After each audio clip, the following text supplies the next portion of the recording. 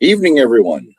Back for another episode of our NASCAR chats. Going to be doing a little bit of a preview for the race weekend coming up at Echo Park Speedway, formerly the used to be known as Atlanta Motor Speedway. One of my favorite tracks um, on the circuit. Just think it's a phenomenal race. Produces some of the best racing around, in my opinion. It's changed a little bit, and we'll get into that based on my first topic here. First topic we're going to discuss is what is different about this track versus previous years. Years ago, this track was dominated by Kevin Harvick, to be honest. He didn't win every race, but man, he led all kinds of laps. And they even coined a phrase called Harvicking about it, where he would literally be going down the front stretch by the start finish line. And when he got near, they have a little quarter-mile track cut out in there. And when he got to the turn one of that track, he would just let off the gas and coast around the corner and then pick up the throttle again. The video, I want to say it was 2018 when he won. Jeff Gordon and Darrell Waltrip were in the booth for Fox at the time. And Jeff Gordon was like, oh my God, that is early and all this. So it was just one of the tracks that he really was dominant on. And it just pretty much, he rolled the bottom. Like I said, he dominated laps led, just didn't win many races. He won 3 there, all told, got his first win there in 2001, which, speaking of that, this is today, February 18th, 2026, marks the 25th anniversary of Dale Earnhardt's crash at Daytona that he passed away from. So kind of a somber day in the NASCAR world. They changed the track configuration. I want to say 2020, maybe 2021. They did some changing with the track, and now it races just like a Daytona or Talladega. It's a super speedway now. They run the same package, that the same type of package they ran at Daytona, they'll run this week with the horsepower, the downforce, all that stuff will be the exact same. It is more of Daytona type racing, pack racing, and it gets a little crazy sometimes. Big wrecks. The difference is Daytona's a 2.5 mile track. This is 1.5 miles. So you're cramming all this in, and the pack is so much closer on a mile shorter track. So that's the biggest difference, is the way it races now. What makes the racing here so good, in my opinion, I like both styles. I like the old style of racing there, and I like the new style. The new style provides for just battles, close all day long, finishes that are just insane. Normally, we'll get into the finishes here in a few minutes in the later question I've got, our little comment. To me, it's the racing at Daytona. A lot of people get upset with because it's slow, fuel mileage type thing, which is in play here too, but not quite as much because it's 1.5 mile track. So it's not as pronounced, but you still get the close pack racing. You get a lot of the in out, maneuvering. You get guys coming from the front to the back, to the back to the front. They just all day moving along. So I love the racing here. I think like I said, I think it's some of the best on the whole circuit.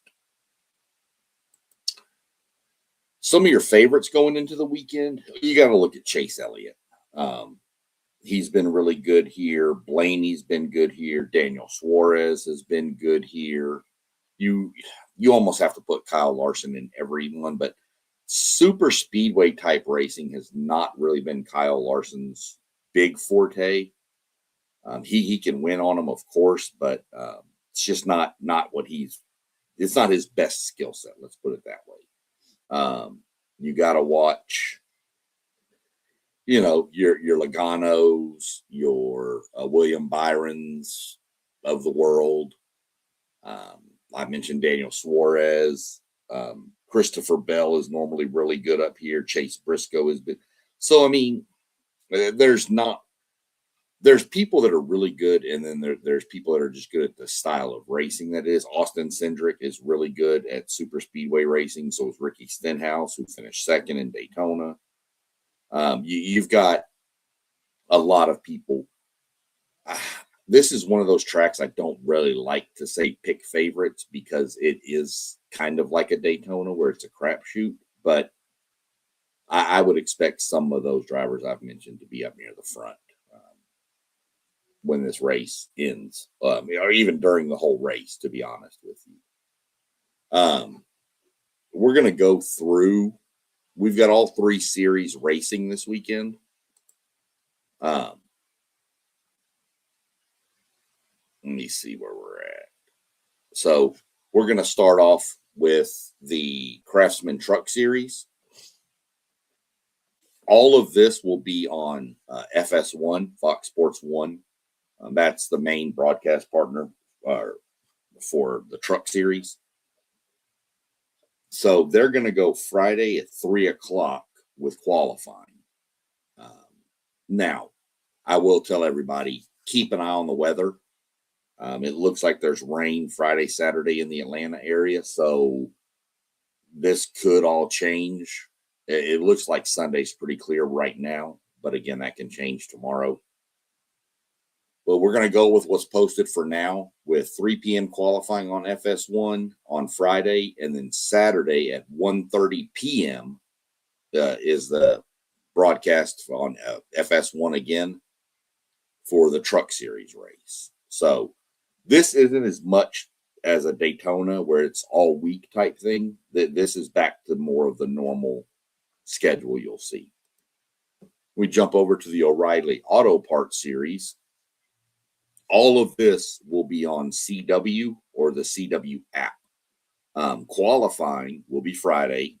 It's at 5 p.m. on the CW app. Some CWs might broadcast it, but if you have the CW app or get it, you can get it that way. And then Saturday, they're going to race at 5 p.m. on the CW network. If you have Sirius XM, you can listen to the truck race and the O'Reilly Auto Parts and the Cup Series race, to be honest with you. They broadcast all the races on Channel 90. So you got 3 p.m. Friday or 5 p.m. Friday for qualifying and 5 p.m. Saturday for the race. And we jump over to the Cup Series. And the Cup Series is going to qualify at 11 a.m. on Saturday. You can watch it on Prime, Amazon Prime. And then Sunday at 3 p.m. is the race, which is on Fox. You can also, of course, like I said, listen on Sirius XM. HBO Max, if you have that subscription, will have driver cameras. So you can actually see what the driver's seeing. It's a pretty cool little view, especially at an Atlanta Daytona where they're so close to each other. So again, you're looking at 11 a.m. on Saturday. Prime streaming is where you can catch qualifying, and then 3 p.m. Sunday is going to be your actual race. And like I said, the weather for Sunday, according to what I'm seeing right now, looks pretty good for Sunday. So this is kind of a crazy topic, and we're going to kind of go through this as the season progresses. But because we're moving away from the win and you're in to the former playoff system, and now it's more of a chase and it's a point-based thing all year,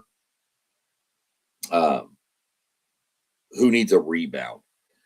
It's one race, so nobody's obviously been eliminated from the playoffs yet.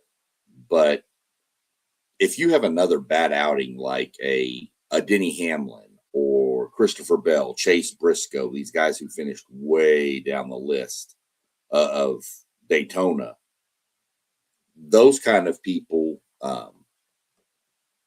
if they have another bad race, they're not eliminated by any stretch, but it makes climbing back in pretty hard. Your people down like Chase Briscoe has 2 points right now. He's already 56 points behind the leader. You get 55 points for a win. Not counting stage points. That's just a win. Alex Bowman, another car, 4 points. Denny Hamlin has 8. Christopher Bell, 9.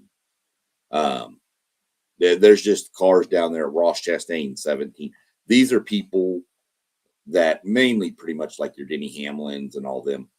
Those are people that if they have another race where they get 3, 4, 5 points, they're going to be over 100 points back.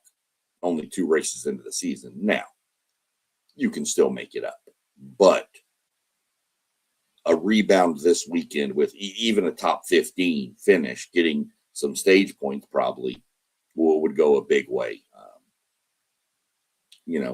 Some of the guys up front, you can almost say you could flip the script, and the ones who are all up front could have a bad week, and the ones at the bottom could have a great week, and you could mesh everything and everything be like locked close together. So, you could have a scenario like that based on the way Atlanta races.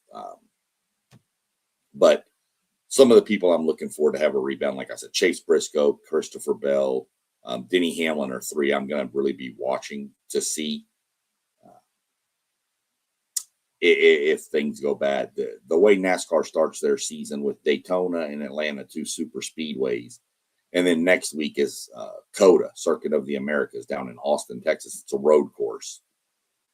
Denny Hamlin's not he's not one of the greatest road courses. He's okay, but he could possibly, if he has 3 bad races in a row, it could be really, really an uphill battle for him. Now, Christopher Bell's pretty good on the road courses.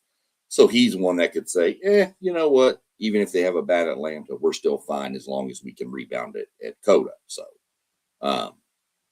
in fact, I think Christopher Bell won COTA, or I think he won Atlanta, COTA, and Phoenix last year all in a row. So nobody's out of anything by now.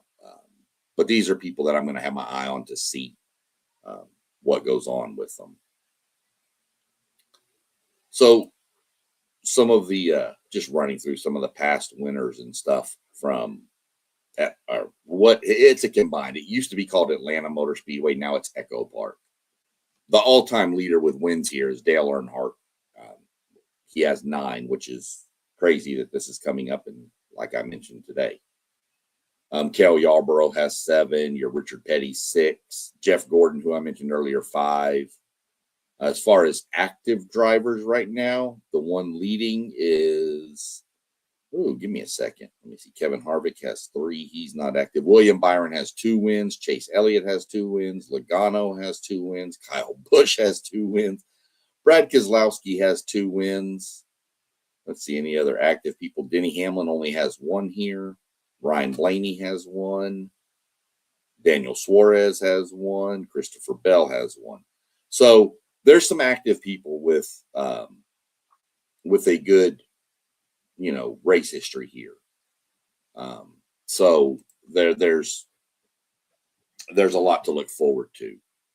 When you get into, I was talking about closest finishes. This isn't the closest of all time, but it was one of the best ones I've ever seen. And it was 2024. I think it was 24. Let me look back real quick. I want to say it was the February race in 2024. And let me look, and I'll tell you, yes, 2024.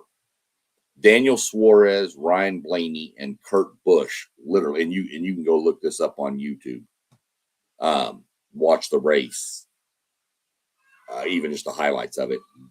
It ended 3 wide at the finish line. 3 cars, 8/1000ths of a second was the finishing from first to third. So everybody watching it thought Blaney won. We looked around. I'm like, Blaney won. Then it started going slow down, and all of a sudden you could see Suarez literally, I mean, that much. The spoiler hit the front of the line before Blaney's, and then it was one of the most insane finishes I've ever seen. And I've seen close finishes in NASCAR. The closest ever in NASCAR history is 1/1000th of a second, which don't ever bring that up if you go to a track and run across Chris Buescher, because he lost to Kyle Larson in Kansas. And he'll joke with you too. That's the good thing about these drivers. He'll joke when that race comes up and he's like, oh, we're going to have to see this replay 500 times. So, but to go 3 wide, 8/1000ths of a seconds apart is pretty special. You find me another sport, you're going to find that in.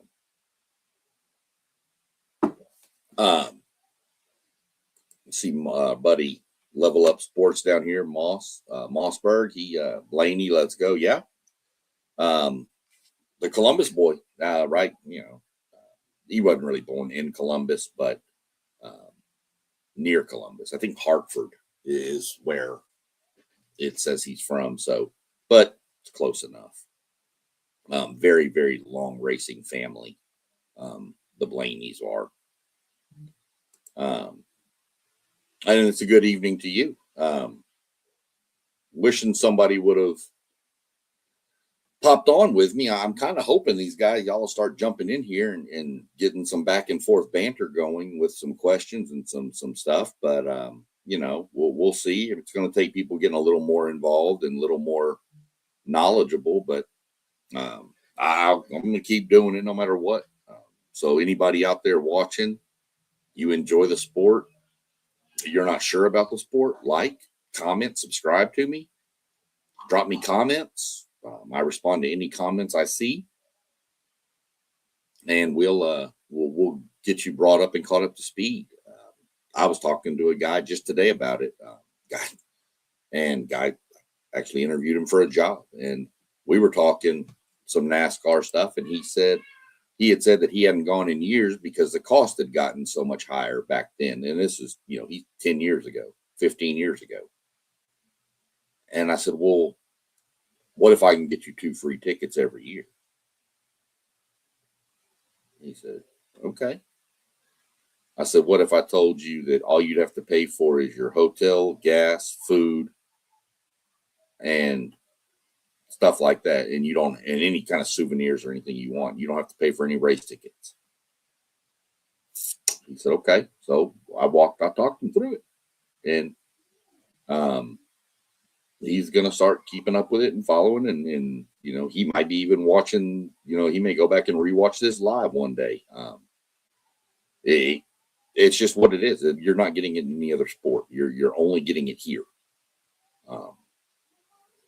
You can get maybe free tickets to a football game if you win a, question on the radio or something like that, if they even still do those. But I can get them to you. I can get you 2, 4 every year, just by following what I tell y'all and giving y'all insights on my other NASCAR for Beginners series. You can, and heck, I could get it. My wife has the app. I can get 4 a year by the many points that I accumulate. She could get 4 a year. We could go to 8 different races throughout the year for free, just hotels, whatever we want. Or we could take friends and family with us. Now, when you get double sets of tickets like that, if I get my 2, they're going to be next to each other, but her 2 may not be next to my 2. So you got to take that into consideration. But still not going to get it anywhere else. But we're into it. We're in the thick of it. We got it coming up. I'll probably, if I get updates on any weather changes or rescheduling, I'll throw a quick short live together real quick and kind of lay out what we're looking at doing and go from there. But other than that, there's just not a lot. No, normally you'll have on Tuesdays, you'll get, like, if anybody was failed tech or failed inspections or penalized, you'll have those come out and give us a little more to talk about. But we didn't really have any this week, so it's kind of a short, prep week for Atlanta. Just go out, enjoy your evening. We've got nice weather rolling. Got some rain coming in tomorrow, I think, but go enjoy everything. Like I said, you can see all of our channels down here scrolling at the bottom. The WTP Sports Dude. You got WTP for Life, Level Up Sports 10, who at least jumped in the comments with us here. I know WTP for Life is traveling right now, so I'm not going to hold that against him. Parlay Poe runs a Blitzburg podcast post game with the Post Game 86 podcast. City League TV does a lot of stuff. I think they're going to be at the City League Championship maybe this weekend. One Take Zaya, he's going to get a lot of stuff rolling on his page. He kind of rechanged. I'm SEC Sean. Obviously, the name says it. I do a lot of SEC stuff, basketball. In fact, I've got the A&M basketball game on right now. Do some basketball. We're getting into college baseball's rolling through now. So, and of course, we'll always talk football. I believe we're going live tomorrow night on our channels with some maybe draft talk, combine talk, stuff like that. I have to see for sure, but you can pretty much count. You follow the WTP Sports Dudes, hit our like, hit the notification bell up there so you know when we go live. And let me see. Jordan and the little boy. Jordan and Tyler Reddick. He is a little boy, that's for sure. I thought it was really cool to see the way Michael Jordan, how excited he was. This is a man who's won everything, and he was super ecstatic about that win, and you could see it. His comment straight up, what do you say? He said, this is right up there with winning an NBA championship. And for somebody that has, like I said, won everything, the dude's won the NCAA titles, gold medals, world championships with the Bulls and stuff. For him to come out, first off, buy a team, and then do that is pretty impressive, and to see it. And yeah, you can say what you want about him messing with Tyler Reddick's son. They all joke like that and get along. It's people make more of what things really are. I have a granddaughter, and I tickle her back of her leg and stuff too, which is, really what I think he was trying to do. He was just hit a little high. So, I mean, you can swing anything you want negative, and in this world nowadays, that's pretty much what everybody does. So, either way, nobody seemed to have a problem with it. Tyler Reddick never had a problem with it. His wife didn't have a problem with it.